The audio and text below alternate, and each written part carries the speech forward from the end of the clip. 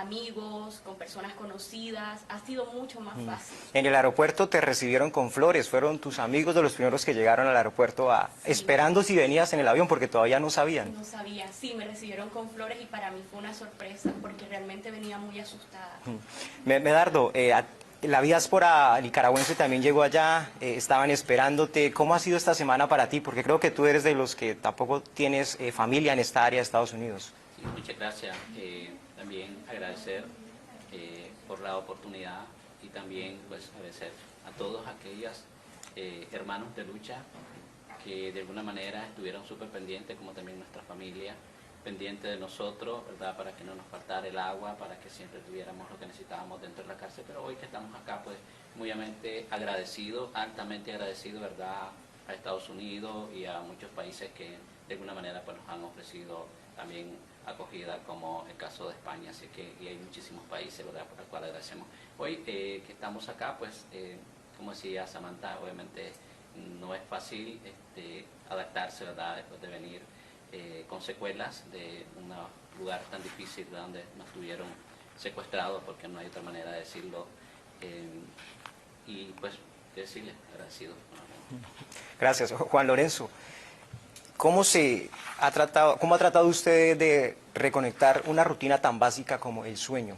Porque muchos de ustedes nos han comentado en diferentes entrevistas que tienen problemas para dormir justamente porque no veían la luz del día, no sabían en qué momento era la hora de dormir, en qué momento ese horario, digamos, se les descuadró. ¿Cómo están haciendo? Bueno, primero que todo, agradecer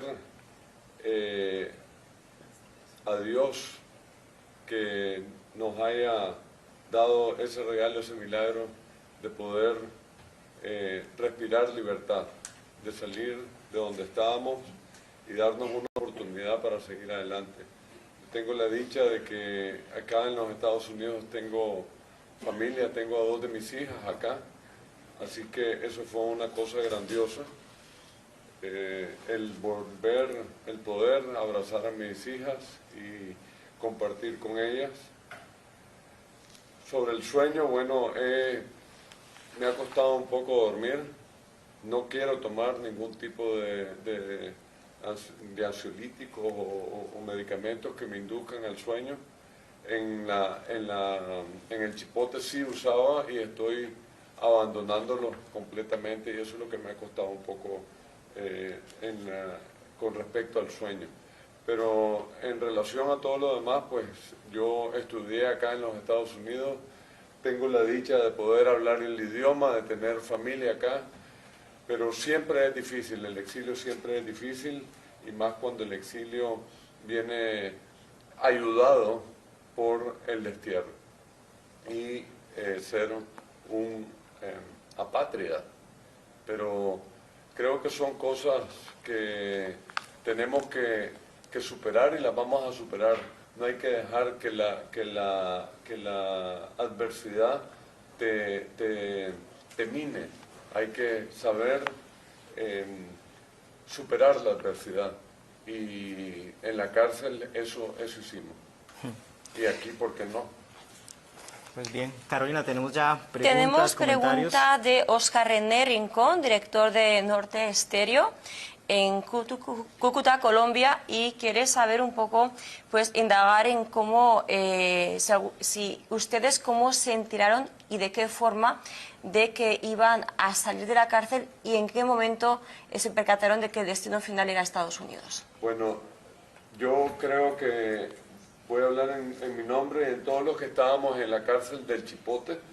A nosotros nunca nos dijeron hacia dónde íbamos, nos sacaron a tarde en la noche, no sabemos la hora porque no teníamos cómo saberla, y no nos dijeron a dónde íbamos. Nos montaron a unos autobuses y partimos del Chipote, y nos dimos cuenta que hasta que íbamos a entrar al aeropuerto, fuimos los primeros en llegar, los que veníamos de la cárcel del Chipote, y nos dimos cuenta hasta que ya estábamos en el aeropuerto, en los predios de la Fuerza Aérea, de que estábamos siendo, dijeron ellos, deportados, y nos dijeron deportados a los Estados Unidos de América. Deportados, pero la palabra correcta era desterrados. porque deportados tiene otra connotación. Ahí fue que nos dimos cuenta, pero mientras tanto, desde que nos sacaron de la celda hasta que llegamos al aeropuerto, todo fue una incógnita, no sabíamos hacia dónde íbamos. Unos pensábamos que íbamos a los juzgados, otros pensábamos que nos estaban cambiando de prisión a la modelo, otros pensábamos que el autobús nos iba a llevar a otro lugar, probablemente a la frontera con Costa Rica o a la frontera con Honduras, y fue una grata sorpresa saber de que estábamos siendo no solo nosotros, sino que 222 otros hermanos siendo desterrados y bueno, a los Estados Unidos de América. Samantha, antes de que el avión despegue, que ustedes ya saben que van a salir de Nicaragua, que vienen hacia Estados Unidos, ¿cómo se vive ese momento de ansiedad de esperar que despegue rápido el avión? ¿Ahí qué pasa por la mente de todos ustedes? Realmente no tuve tiempo para pensar si nos iban a bajar. Estaba muy emocionada abrazando a tanta gente que quiero, que no pude ver desde meses, años incluso, los chicos que tenían 3 años, incluso 4. Entonces no me dio chance para pensar eso. Yo creo que ya la decisión estaba tomada y habían trabajado una logística increíble para el traslado, porque estaba muy militarizado. La manera en que nos sacaron fue increíble, o sea, fue una operación express. Y incluso los buses iban sellados por dentro. Nadie nos podía ver, ni nosotros podíamos ver. Entonces, trabajar tanto para luego bajarnos, yo creo que ese no era el problema. Además, incluso con autoridades estadounidenses presentes.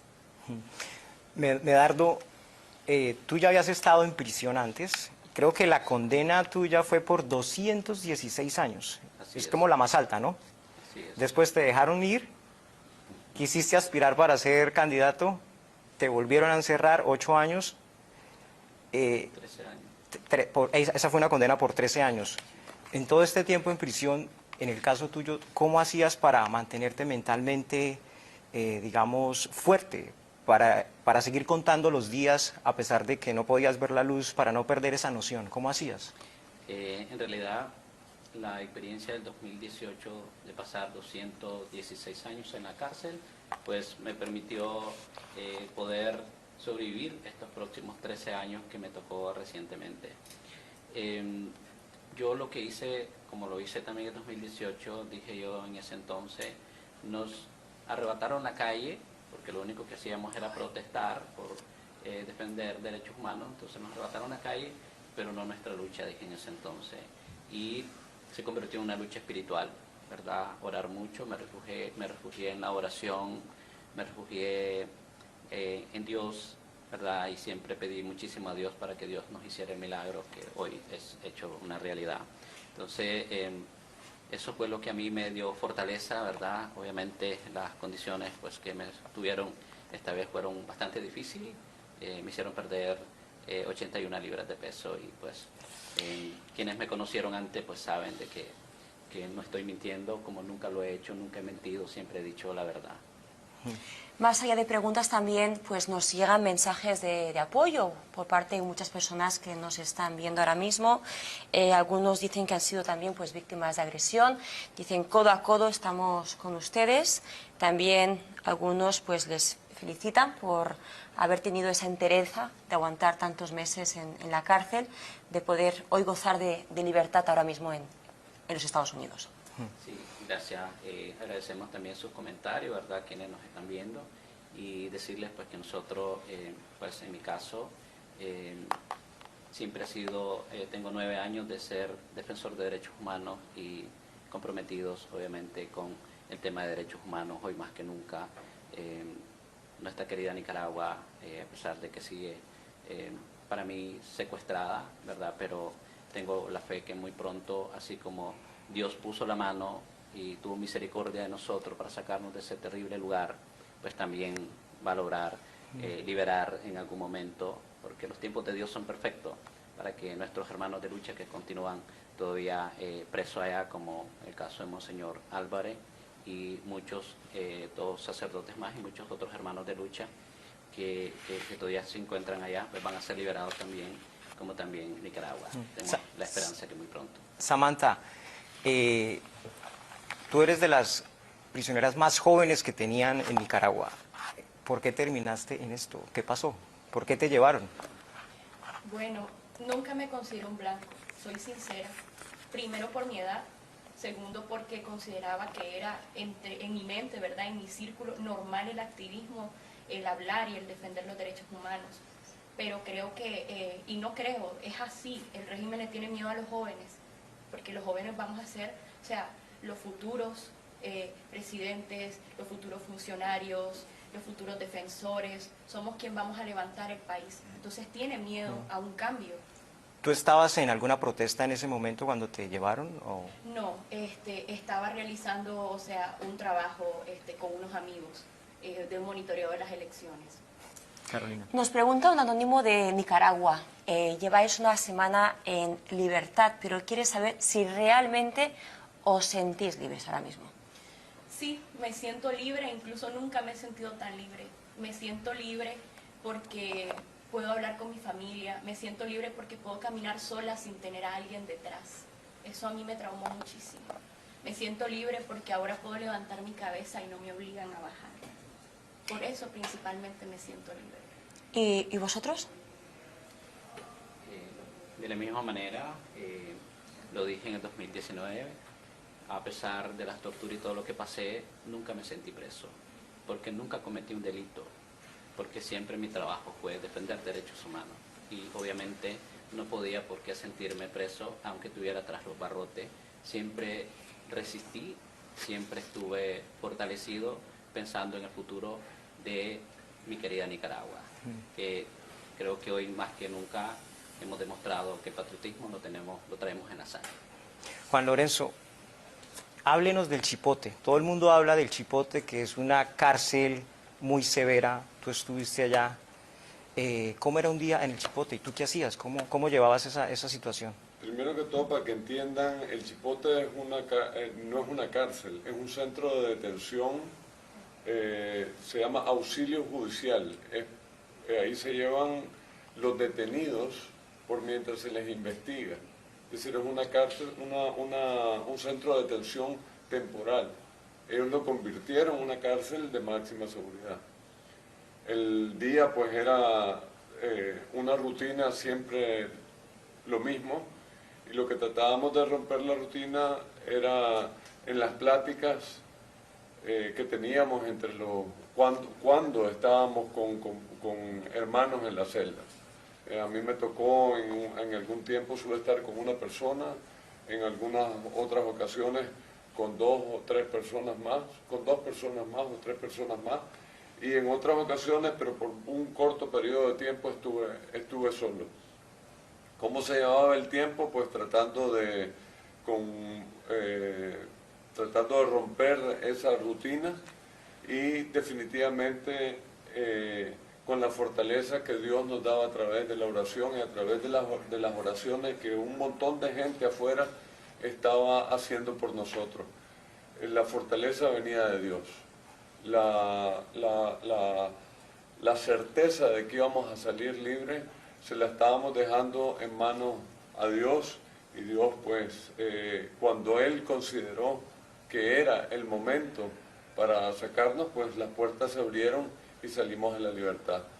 El Chipote es como digo, una cárcel convertida en una cárcel de máxima seguridad, en la que la conversación era únicamente dentro de las celdas, no podíamos hablar con los demás, no teníamos ningún tipo de interacción con los demás hermanos que estaban ahí recluidos, y tampoco teníamos comunicación con la gente que estaba afuera.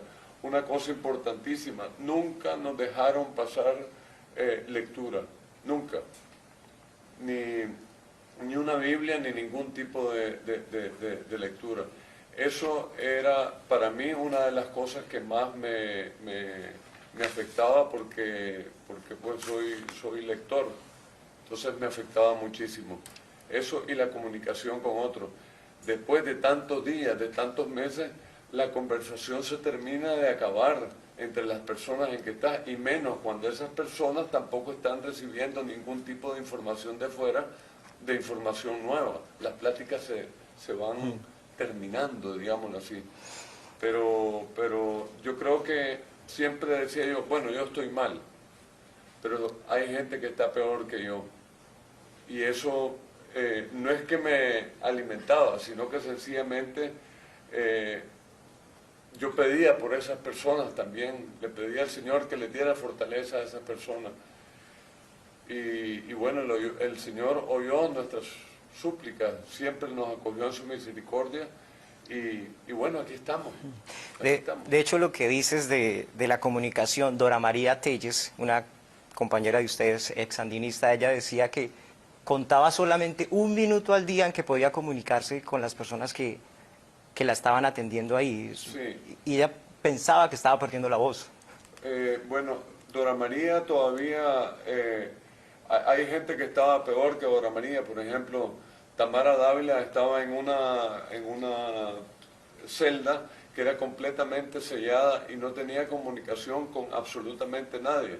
En el caso de Dora María, y no es que le esté quitando méritos, entre comillas, a Dora María, pero sí ella tenía una celda que la pared era de barrotes y podía ver por lo menos a otra persona y ver al guarda pasar en el pasillo. En el caso de Tamara, no tenía ningún tipo de contacto, cero, más que cuando le abrían una ventanita en la puerta y le llevaban sus alimentos o le llevaban sus medicamentos o la sacaban a algún interrogatorio. Eso era todo el contacto que ella tenía. Ella pasó toda su detención en ese tipo de régimen. Pues. Y creo que era como el momento más importante del día para Dora María, ese minuto de poder interactuar, así sea con los guardianes. Así es. Carolina, ¿tenemos más? Sí, porque a raíz de lo que cuentas, Juan Lorenzo, nos preguntan desde, de hecho, Televisión TV Azteca, nos pregunta el periodista Otoniel Martínez, que cómo eran las características y quiere saber el caso de cada uno de ustedes, de cada una de sus celdas donde pasaron tantos meses. Bueno, en el caso mío estuve en varios tipos de celdas, estuve digamos 190 días en una celda que le llaman La Chiquita, que es una celda muy pequeñita, de más o menos tal vez un poquito más de 5 metros cuadrados, con otro compañero, totalmente cerrada y con una tenue luz que entraba por una claraboya en el cielo raso. Esa luz nunca se apagaba y no sabíamos si era de día, si era de noche, si era de tarde, si era de mañana, siempre la misma luz. Y muy precaria. En otros momentos estuve en una celda bastante amplia, con mucha luz y mucha ventilación. En otras estuve en una todavía un poco mejor que esa, pero siempre el tema de la falta de comunicación con los demás. Siempre con el tema de que no había lectura, siempre con... Mire, y hay que decir una cosa, y nunca fuimos golpeados, por lo menos en mi caso, o en los que estuvieron conmigo, nunca fueron golpeados. Nunca fuimos agredidos físicamente. La agresión que ellos hacían era una agresión emocional, mental. Pero yo siempre le decía a mis hermanos, la agresión es agresión si nosotros aceptamos que es una agresión. Si nosotros no le ponemos mente, entonces su trabajo no sirve de nada. Hay que enfocarnos en cosas positivas. Y eso era, nos dábamos ánimo entre todos, y especialmente en eso. No hagamos caso de lo que nos están haciendo. Respondamos a la agresión con muchas gracias, un buenos días, un Dios te bendiga, etcétera. Samantha, ¿cómo era en tu situación? Y al menos eran amables las personas con las que estabas ahí en la prisión. Bueno, igual que Holman, ¿verdad? Pasé por distintas celdas. El primer mes pasaba todo el día en una celda pequeña, como en una recepción en auxilio judicial para los interrogatorios, y dormía en un distrito, en una celda igual pequeña donde compartía con 2 personas más, en una loseta alta de cemento, donde había una ventana y me entraba el frío y no tenía acceso ni siquiera a un par de calcetines. Eso fue, creo que lo más duro, el frío y el tener miedo de caerme incluso. Eran como de 2,5 metros. O sea, yo decía, me caigo aquí, me mato, ¿verdad? Luego, cuando me trasladaron a la cárcel de Mujeres Nacional, La Esperanza, estuve acompañada con doña Rusia Evelyn Pinto. Ella y yo entramos el mismo día, nos capturaron casi el mismo día. Nuestros casos siempre se tomaron de manera cercana. Estuvimos en una celda grande, podría decir de unos 5 metros cuadrados, 6 metros cuadrados, no soy buena en las medidas, pero esa celda era empernada. Tenía 2 puertas empernadas, las camas, los camarotes de hierro estaban soldados con cemento puestos y malla en la parte de arriba, una celda de máxima seguridad. Ahí pasamos aisladas 7 meses.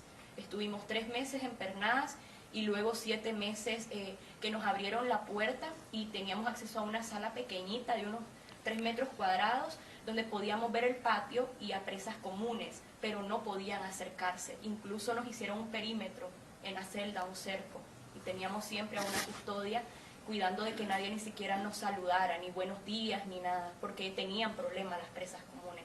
Luego de eso, de esos 7 meses, nos trasladaron al pabellón 4 para convivir con presas comunes, 70 presas comunes. Igual doña Rusia y yo estuvimos juntas. Ahí la convivencia fue dura todos los días por el miedo, por amenazas y por maltrato. En el caso de las custodias, tenían prohibido platicar con nosotros, tenían prohibido hacernos un comentario, el personal médico tenía igual prohibido, o sea, hablarnos. Ellas tenían mucho miedo, algunas, y otras aprovechaban para tratarnos muy mal.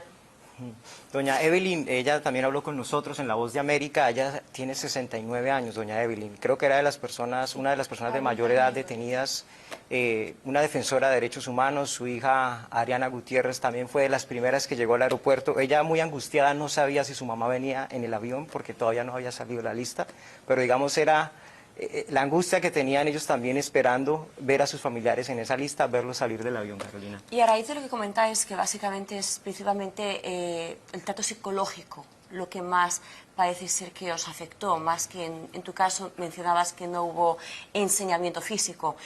Nos preguntan precisamente, aquí tengo Jairo Videa, él quiere saber si creéis oportuno iniciar algún tipo de acompañamiento psicológico, si creéis que es necesario en vuestros casos.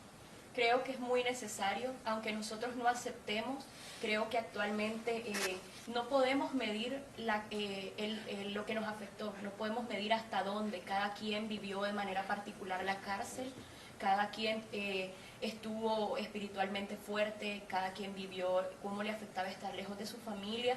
Quizás yo te puedo decir ahorita, yo no siento que necesito, pero esto se va a manifestar de alguna manera en un futuro. Y tenemos también que pensar en nuestros amigos y nuestra familia. Creo que es necesario, no es fácil. En mi caso, o sea, me cuesta dormir y he estado teniendo todos estos días pesadillas que estoy presa todavía. Esa libertad que soñabas en ese momento, ¿cómo la estás experimentando ahora? ¿Es cercana a lo que pensabas cada día que decías, esta será la última noche que voy a estar acá? Es totalmente distinto por cómo pasaron las cosas. Pensé que la primera persona a la que iba a abrazar era mi mamá y no fue así. Pero realmente, o sea, estoy muy agradecida porque puedo decirte que pasé un proceso espiritual muy fuerte, aprendí a creer más en Dios, aprendí a valorar su amor y su misericordia. Eso fue lo único que me mantuvo como a muchísimos, todos los días decir, y yo decía, este es mi último día, no es un día más, es un día menos, y así fue que ocurrió. Carolina, ¿tenemos más preguntas? Sí, tenemos compañeros aquí que nos van llegando poco a poco. Vamos a ver, quieren saber, por ejemplo, en el caso de ustedes, qué planes futuros tienen. Les han ofrecido pues opciones de incluso irse a España, tener la nacionalidad. Son opciones que ven reales, tangibles. ¿Y en qué medida, pensando en el día de hoy, ahora mismo, creen que les puede abrir puertas y cerrar este ciclo que han sufrido? Muchas gracias. Quisiera tal vez comentarles un poco sobre la situación que yo pasé también en la celda, igual que mi colega primero. En mi caso, como les decía, mi experiencia del 2018 en algunas cosas fue similar en esta ocasión. La celda que a mí me llevaron al inicio era una celda de castigo de 2 metros cuadrados. tenía que compartirlo con alguna otra persona, pero en diferentes momentos, ¿verdad? Siempre cambiaban a alguna otra persona, pero siempre me quedaba ahí porque siempre me tuvieron más de 14 meses, ¿verdad? Una celda aislada totalmente, incomunicado con los demás presos. Y obviamente las entrevistas, ¿verdad? Y quiero recalcar también lo que decía Juan Lorenzo, nunca recibí golpes, ¿verdad? Como pasó en el 2018, ¿verdad? Pero sí en algún momento veí algunas personas que estuvieron en el Chipote Viejo, ¿verdad? Cuando en el 2018, y obviamente pues tengo malos recuerdos de ellos, los veí nuevamente. Me recuerdo uno de ellos haberme sacado a eso de las 11 de la noche y como decir, aquí estoy, ¿verdad? Para un interrogatorio. En realidad pues no recibimos golpes, pero sí 14 meses, obviamente una celda que sentía que ya me estaba enfermando demasiado. Ahí me hizo perder 81 libras de peso, ¿verdad? Terminé una decisión, tal vez no fue la mejor adecuada, porque siempre yo dije, ¿por qué estoy en una celda de castigo? Y veí en el rostro de algunas personas mucho odio, ¿verdad? Como también veí en otras personas que tal vez eran un poco educadas, pero también como que ellos no se sienten libres para darnos el trato, ¿verdad? A cada uno, pero ojalá que aprendan de que como funcionarios deberían de ejercer su profesión profesional. Lamentablemente no es eso lo que pasa. Entonces son experiencias totalmente distintas. Tomé la decisión de declararme en huelga de hambre porque ya era demasiado, más de 14 meses en esa celda de castigo aislado. Después de 3 días de hambre, entonces me sacaron y ya me pusieron en una celda en un poquito mejores condiciones y ahí pude ya interactuar un poquito con los demás presos, pero para poder sobrevivir en esa celda, pues como les decía anteriormente, lo único que hice fue refugiarme en la oración, refugiarme espiritualmente, tratar de fortalecerme, como efectivamente lo logramos, siempre pedirle a Dios que tuviera misericordia por cada uno de nosotros y obviamente por nuestra familia y que nos diera la fuerza para cada uno de los que estábamos detenidos injustamente, ¿verdad? Para poder resistir el tiempo que nos tocara estar. Pero siempre supe que algún día Dios iba a tener misericordia y nos iba a sacar de ahí, como efectivamente fue. La oración es el punto en común que tienen ustedes sobre cómo pudieron sobrellevar esos días. Sí. Bueno, algunos tal vez, bueno, en mi caso siempre ya tenía la experiencia en 2018 de orar muchísimo. Siempre cuando me sentí un poquito decaído, siempre me sentaba y decía, me ponía a conversar con Dios, ¿verdad? Que era con el único que podía conversar. Tuve la mala experiencia estando preso. Falleció en un accidente un hermano mío. Fue muy durísimo para mí estar encerrado porque no me pude despedir de él. Mi familia trató de buscar que me dieran la oportunidad de despedirme de mi hermano, aunque fuera en el portón. En ese entonces tenía un compañero de celda que sabía rezar el rosario. Nosotros los católicos siempre rezamos cuando alguien muere, hicimos la novena, pero teníamos que rezar calladito porque siempre había un guardia a la orilla del portón diciendo bajen la voz. Entonces, para poder rezar nosotros el rosario, nos poníamos así cerquita para rezar como en secreto. Uno llevaba un misterio, el otro llevaba otro misterio del Santo Rosario, y así pudimos rezarle a mi hermano la novena.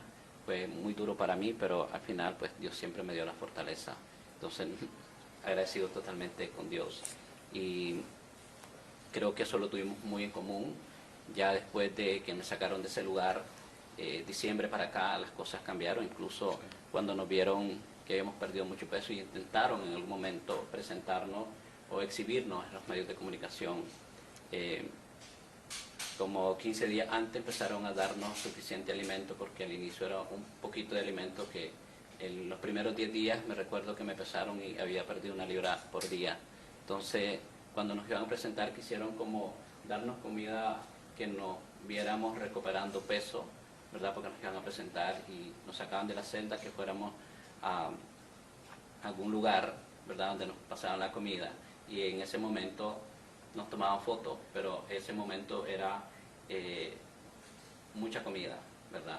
Y obviamente si nosotros podíamos comer lo que quisieron en ese momento, pero tampoco podíamos abusar porque nuestro estómago se había cerrado. Entonces, lo que ellos querían, estaban preocupados porque querían que levantáramos un poco de peso porque nos iban a exhibir. O sea, nadie sabía cómo estábamos, solo los pocos familiares que habían podido visitarlos en algún momento con miles de dificultades, ¿verdad? Entonces, sí hicieron eso y ya diciembre para acá que empezaron las visitas, que esas sí yo le llamo visitas, ¿verdad? Donde ya nos dieron la oportunidad de ver a nuestros hijos, porque no habían permitido ver tengo una niñita de 7 añitos y la vi hasta después de año y medio, por cierto, el 24 de diciembre, ¿verdad? Fue un momento bien importante para mí, pero también igual para ella la sentí que estaba muy afectada, pues, y como todos nos podemos imaginar, los niños cómo sufren por uno, y lo peor es que ellos son niños inocentes que no saben nada, y es injusto que también hayan pasado tortura, porque eso es una tortura psicológica.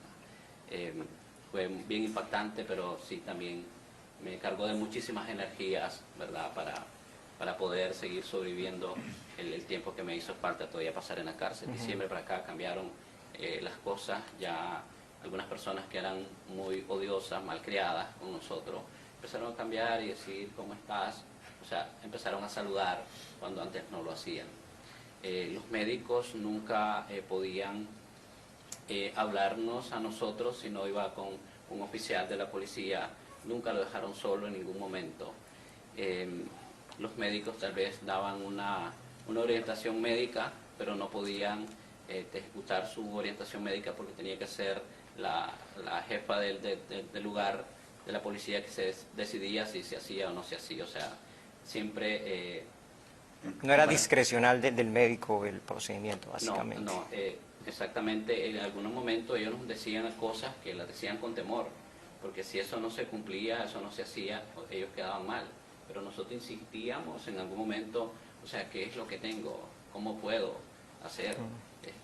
Si no tengo un estudio, ¿cómo puedes diagnosticarme sin un estudio científico? ¿Cómo puedo tomar tratamientos así nomás porque se le ocurrió? Y de repente dice la jefatura militar, bueno, esto no le puede dar, pero solo le puede dar tal cosa. O sea, ilógico. Sí, Medardo, ahí acabas de retratar la situación que vivieron varios de sus compañeros en el tema médico, del que también muchos hicieron comentarios. ¿Hay algo, digamos, más? Pues a raíz de las Carolina? experiencias que contáis de la poca comunicación con los carceleros, las personas en los penales, os pregunta a través de Facebook Live, Erlis Torres, si entre todos los nicaragüenses había entre los carceleros personas que ustedes pudieran identificar quizás de otras nacionalidades, quizás a raíz de los vínculos que tiene el gobierno de Ortega con otros países. Breve pregunta a vosotros, ¿no? Bueno, en el sistema penitenciario de mujeres no. Todos eran nicaragüenses, pero sí me llamó algo mucho la atención. La mayoría eran de comunidades campesinas. Generalmente nadie era de ciudad. La mayoría eran de comunidades alejadas, con acentos campesinos. Había mucha gente de comunidades lejos del sistema, que tenían que pasar 3, 4 días y viajaban a ver a su familia, a comunidades muy, muy lejanas. Eso sí me llamó mucho la atención. ¿Eso qué idea te da de que por qué estaría dándose esa situación, Juan Lorenzo? Bueno, sí. Bueno, realmente lo que está diciendo Samantha es una cosa bien particular. Primero que todo, nunca supimos los nombres de los custodios, de los oficiales, como les gustaba decir. Sí lo supimos en algunos casos porque le decía uno a otro, se le escapaba el nombre. Oye, Luis. Entonces este se llama Luis. Oye, Gerson. Entonces este se llama Gerson. ¿Ya? Pero los nombres no lo evitaban ellos decirlo. Ahora, lo de las comunidades es ciertísimo. Habían gente de la costa caribe, muchos de comunidades alejadas, y ¿cómo es que se llama? ¿Por qué? Yo me imagino que tal vez les cuesta mucho conseguir a gente que está en las ciudades por el tema de la comunicación, de que ellos conocen y están oyendo la situación por la que está pasando el país, la situación por la que está pasando la institución policial y entonces tal vez rehuyen a eso. Muy poco nivel de educación, habían unos que tenían un poco más de nivel, lo notabas a la hora de que escribían o cosas así en la forma de hablar, de expresarse. La mayoría sí eran gente, digamos, que trataba de ser amable. Habían unos que eran muy amables, pero nunca lo hacían delante de otros. Lo hacían cuando estaban, si aparecía solo, pero si aparecía con otro en tu celda, entonces evitaban, y eso lo fuimos aprendiendo nosotros, de no expresar algún tema de amistad, digamos, o algo así, delante de otro para no perjudicarlo, perjudicar a las personas. Hay muchos custodios o oficiales que fueron removidos porque comenzaron a tener algún tipo de vínculo, digamos, podríamos decir acercamiento o de comunicación con los presos que estábamos ahí. Un tema, volviendo a una pregunta que se quedó en el aire, y es ¿qué es lo que vamos a hacer? Yo, cuando estaba ahí, decía, en lo que salga yo me voy a tomar un tiempo libre. Quiero un tiempo libre para compartirlo con mi familia, con los míos, y digamos, sanar un poco las heridas y sanar un poco la mente. Así que por el momento yo no sé ni qué voy a hacer, es decir, no tengo ningún plan inmediato de qué es lo que voy a hacer, pero sí voy a tratar, voy a tener, ¿cómo se llama? Quality time, pues, tiempo de calidad con mi familia, con mis hijas, y darme ese pequeño respiro, ese pequeño descanso, no sé por cuánto tiempo, y después pensar en qué es lo que voy a hacer y cómo lo voy a hacer, a qué me voy a dedicar. Sí. ¿Quieres decir algo, Samantha, de ese bueno, tema? Claro, por supuesto.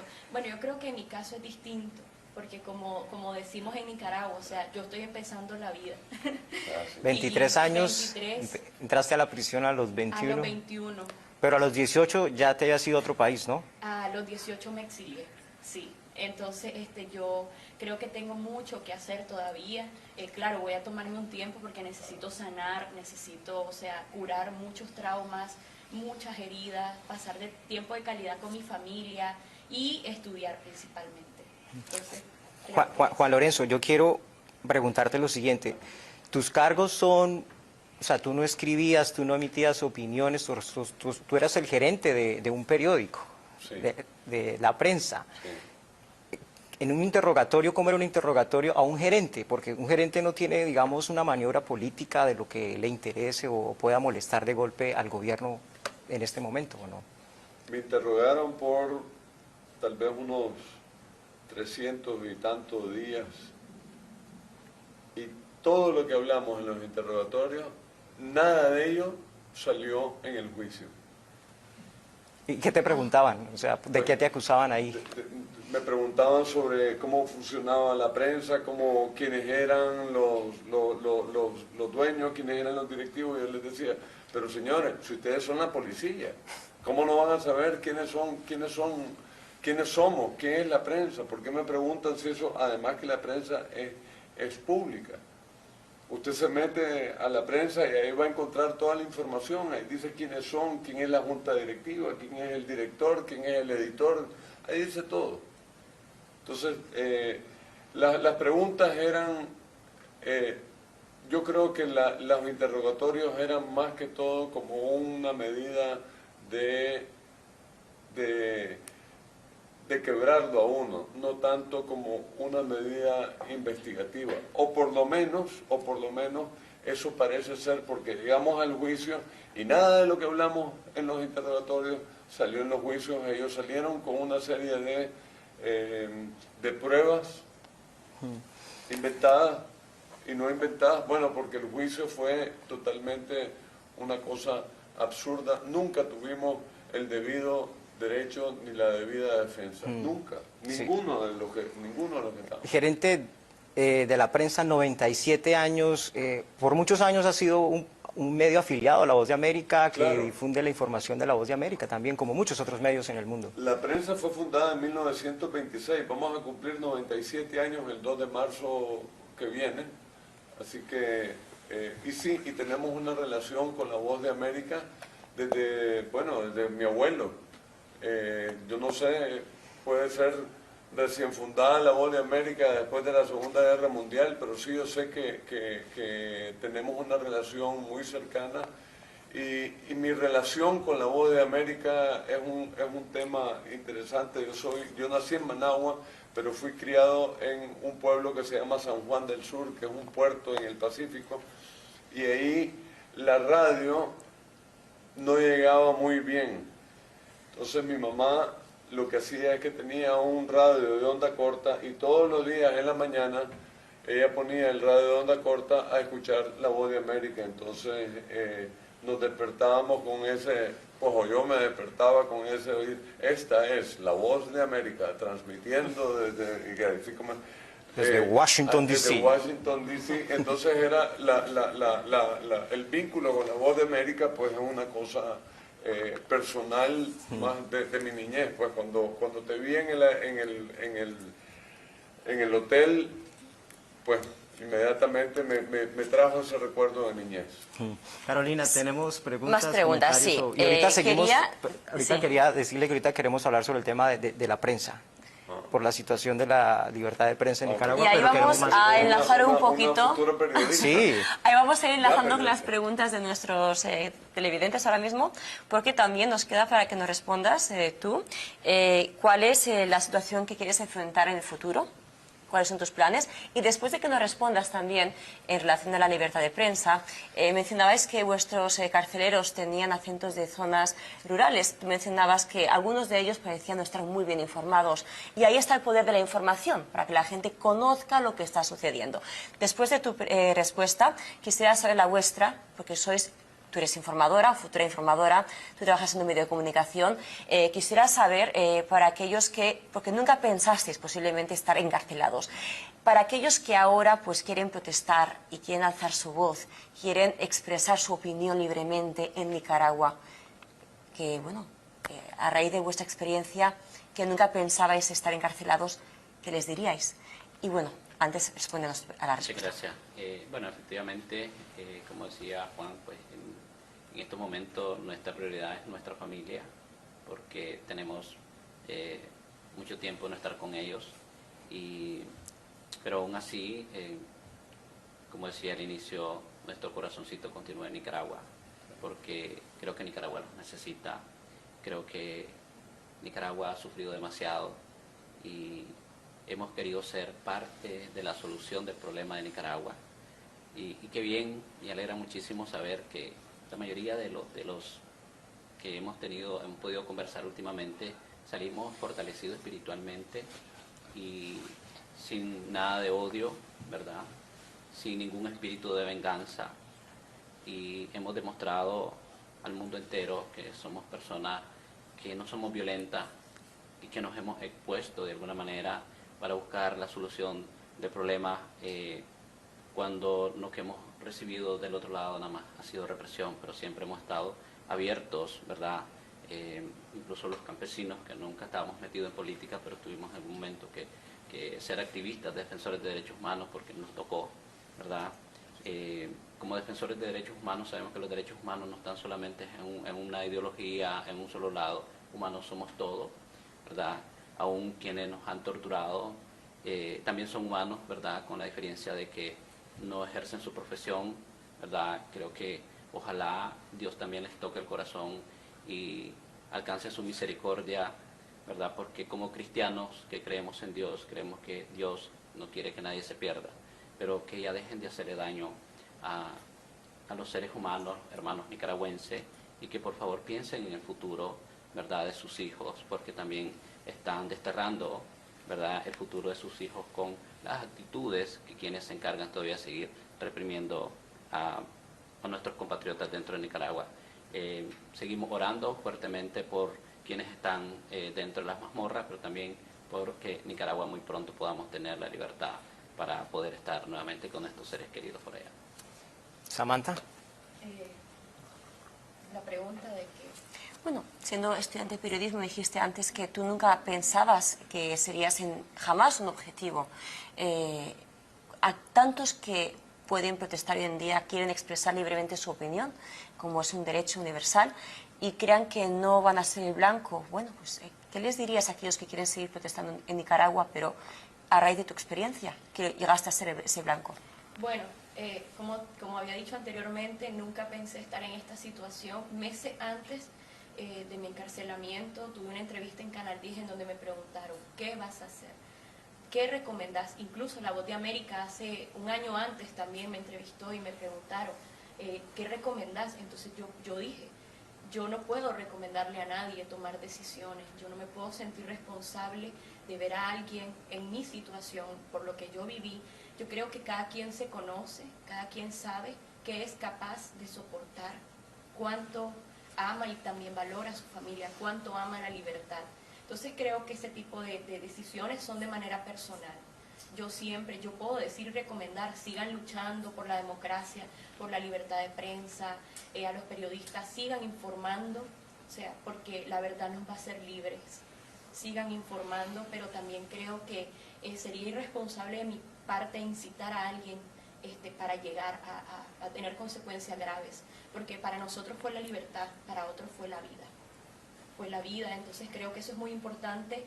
Pueden continuar, hoy hay herramientas, las redes sociales son cosas, mueven masas, han hecho revoluciones en muchas partes del mundo, entonces creo que es una gran herramienta, pero yo recomiendo no exponerse, porque realmente alzando la voz fuera, hacemos muchísimo por Nicaragua, que sufriendo un calabozo 1 año o 2, para las personas que todavía continúan, creo que es importante que tomen la mayor medida de seguridad y que no se expongan, que incluso el compartir una publicación en Nicaragua en contra del gobierno actualmente es penado con 5 años de cárcel. En tu caso, ¿qué fue lo que detonó que te llevaran por compartir publicaciones? ¿Cuál fue tu situación? Bueno, muchas cosas. O sea, te puedo decir que desde el 2018, como he tenido mucho activismo, atendí heridos, me organicé, fundé una organización de jóvenes, luego comencé a dar entrevistas con medios de comunicación, escribí artículos de opinión en la prensa, de hecho en el distrito me decían, chica artículo, la chica artículo. Entonces empecé a tener mucha cercanía con periodistas, de hecho cuando a mí me capturan yo estaba apoyando a entregar unas mascarillas y una gorra de La Voz de América. Encontraron en mi celular unas fotos en donde yo tenía puesta una gorra de la BOA y unas mascarillas. Y el día de mi captura llevaba puesta una mascarilla de La Voz de América. Y en los interrogatorios me dijeron, ¿cuál es tu relación con La Voz de América? ¿Qué quiere La Voz de América hacer en Nicaragua? ¿Y quién es La Voz de América? Y yo, es un medio de comunicación, yo no tengo relación con él. ¿Cuáles son las intenciones de La Voz de América? Y yo, ¿qué les pasa, por Dios? Y en mi juicio fue una de las pruebas. O sea, por tener una máscara que decía Voz de América. Porque La Voz de América menoscaba la soberanía nacional según el gobierno de Nicaragua. No sé, ¿tienes algo que comentar de lo que acaba de decir Samantha? A mí en uno de los interrogatorios me sacaron que encontraron en mi oficina un contrato que acabábamos de firmar, el contrato que es como un convenio. Un convenio de acuerdo, en el cual decimos nada más que podemos usar el material que La Voz de América utiliza. Es decir, es un contrato entre un medio de comunicación y una agencia noticiosa. Entonces ellos encontraron La Voz de América y claro, dicen, este es el gobierno de los Estados Unidos, ves que sí los están apoyando, pero bueno, locuras. Ellos andan buscando realmente a dónde encontrar un pelo en la sopa, digamos. La pregunta sobre qué pensaba yo honestamente, hay una cosa que aprendí en la universidad que decía un profesor de mitología griega, que decía, la esperanza no es una virtud, es un mal. Y yo decía, ¿cómo que un mal la esperanza? Bueno, porque es que nosotros, el ser humano, espera que lo que le está sucediendo a los demás no te pase a ti, no te pase a vos. Entonces yo decía, los están echando presos y los están pero eso no me va a pasar a mí. Y no es una cosa de que, bueno, porque yo soy tal. No, es que sencillamente es una forma en que el subconsciente bloquea las cosas malas y te dice, no te va a pasar a vos. Bueno, me pasó y no es al primero, en el caso de nosotros, pues, de mi familia, no es al primero que echan preso, no es al primero que destierran, pero yo sí espero que yo sea el último y que los que estamos aquí seamos los últimos en ser desterrados de Nicaragua, que esto no vuelva a suceder. Y en nuestras manos está, en manos de todos los nicaragüenses, está construir eso para que una sociedad en democracia, que Nicaragua vuelva a ser una república, para que esto no vuelva a suceder. Gracias, Juan Lorenzo. Carolina, ¿tenemos más preguntas, Dos comentarios? cosas, recordarles que tenemos a la audiencia todavía 7 minutos para que manden sus preguntas por Facebook Live, YouTube, etcétera. Y tenemos otra pregunta. Sí, teniendo en cuenta que a muchos periodistas pues los encarcelan precisamente por ejercer el oficio de informar y hacer uso de la libertad de prensa que debería existir en todos los países, ¿cómo se puede hoy en día, para los periodistas, informar desde Nicaragua? Y por otro lado, los que no son periodistas, usted es líder campesino, ¿cómo se puede hoy en día informar a otros, alzar la voz, comunicarse, que la gente esté informada en el país? La verdad es que dentro de Nicaragua, como decían los que me antecedieron, es penado, ¿verdad?, sacar una noticia, ellos le llaman noticia falsa, cuando ellos torturan o secuestran, y si esa noticia uno la comparte, eso puede ser penado. Por ejemplo, en mi caso me recuerdo una de las pruebas que llevaron era haber compartido un Twitter de José Ramón Bauzá, refiriéndose a Nicaragua. Entonces yo solo lo compartí nada más, y eso era una prueba, y dijo el fiscal, difundió una noticia falsa. En ese entonces, en realidad, eso está contemplado por las leyes del país, pero como no acatan las leyes, todo es una orientación política, lo que reciben los militares, los jueces, los fiscales. Me recuerdo otra de las pruebas que supuestamente llegaron, y una de las preguntas que más hacían era cuánto recibíamos de financiamiento los campesinos para protestar, y nosotros dijimos, bueno, nosotros no somos ONG, los campesinos nos sentimos con la necesidad de defender nuestros derechos y por eso estamos luchando por la reivindicación de nuestros derechos. Entonces, pero si tú tienes prueba de que nosotros recibimos financiamiento y por eso nos vas a condenar, muéstralo delante del juez. Entonces, catearon la casa donde estaba y no encontraron ninguna evidencia. Entonces nos dimos, muestren un recibo cuánto fue el financiamiento que recibimos. Muéstrenos un recibo, ¿verdad?, cómo nosotros lo distribuimos. Más sin embargo, aparece que recibíamos financiamiento para menoscabar la soberanía. Y no lo demostraron. Y aún así me encontraron culpable. Entonces, cualquiera que el compartir una noticia, puede sacarse el premio y llegar al chipote. Entonces, obviamente, tenemos que ser muy responsables, y por eso yo haría el llamado más bien a todos nuestros compatriotas, hermanos dentro de Nicaragua, que seamos cuidadosos. Creo que si Dios ya hizo el primer milagro, ¿verdad?, nuestra lucha espiritual se ha fortalecido, no hemos dejado de orar, ¿verdad? Vamos a seguir orando, vamos a seguir con nuestra lucha espiritual, vamos a seguir orando por los que están en la cárcel, pero también para que Nicaragua pronto pueda estar en libertad. Si eso no ha funcionado, pues hay que continuarlo haciendo, ¿verdad? Porque no queremos nosotros ni que quienes nos hicieron mal pasen por lo que nosotros estamos pasando, porque Dios quiere que todos nos salvemos. pero obviamente todo aquel que violentó, ¿verdad?, las leyes, pues también debe enfrentar la justicia, porque así es como se hace justicia y podemos lograr vivir en paz todos los nicaragüenses. Si no queremos heredarle a nuestros hijos, a nuestros nietos, un ambiente como el que nosotros hemos vivido, mucho menos que pase. Muchas gracias, Medardo. Ya se nos está agotando el tiempo, pero en este tema de libertad de prensa no quisiera dejar pasar una pregunta, y es, ¿qué va a pasar con la prensa? 97 años, sufrieron un terremoto, sufrieron un ataque con tanques y aviones en la época de los Somoza, después los cerraron, y en el año 2021 prohibieron la impresión, incautaron las instalaciones. ¿Qué va a pasar con la prensa? ¿Qué ha pasado con la prensa? No me invitaron a eso. Ahí está la prensa, haciendo su trabajo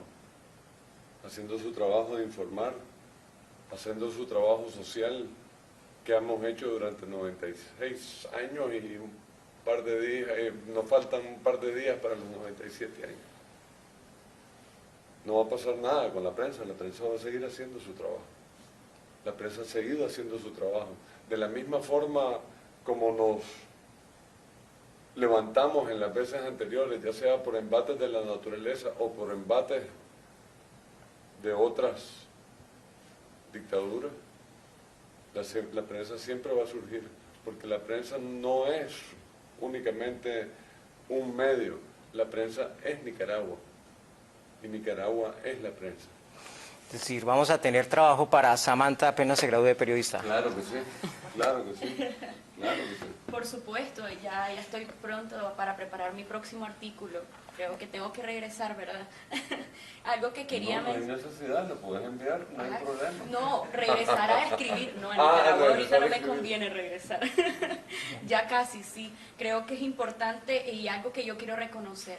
Y es que a pesar de todo, la crisis, de lo que hemos sufrido y todo lo que la prensa ha sufrido, las graves violaciones, algo que tengo que reconocer es que ha salido algo muy bueno de todo esto, y es el nacimiento de muchos medios de comunicación independientes en Costa Rica, en plataformas digitales, o sea, que están haciendo un trabajo increíble, medios que tienen unos trabajos de investigación súper buenos, transparentes, que incluso han ganado premios internacionales, como por ejemplo el caso de Divergentes, Expediente, Nicaragua Actual, que son medios que están a la vanguardia, o sea, que siguen trabajando, y un montón de nuevos periodistas y periodistas que igual se han tenido que sufrir el exilio, y que esto no les ha permitido dejar de informar, al contrario, creo que están con mucha más fuerza.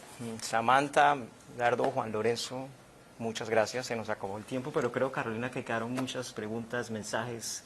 Quedaron preguntas, mensajes, pero hemos oído testimonios. Esto es un testimonio de una semana después de ser liberados. Cada uno en sus circunstancias, su contexto, ha lidiado con el encarcelamiento de una forma diferente y afronta también el futuro con esperanza y de forma diferente.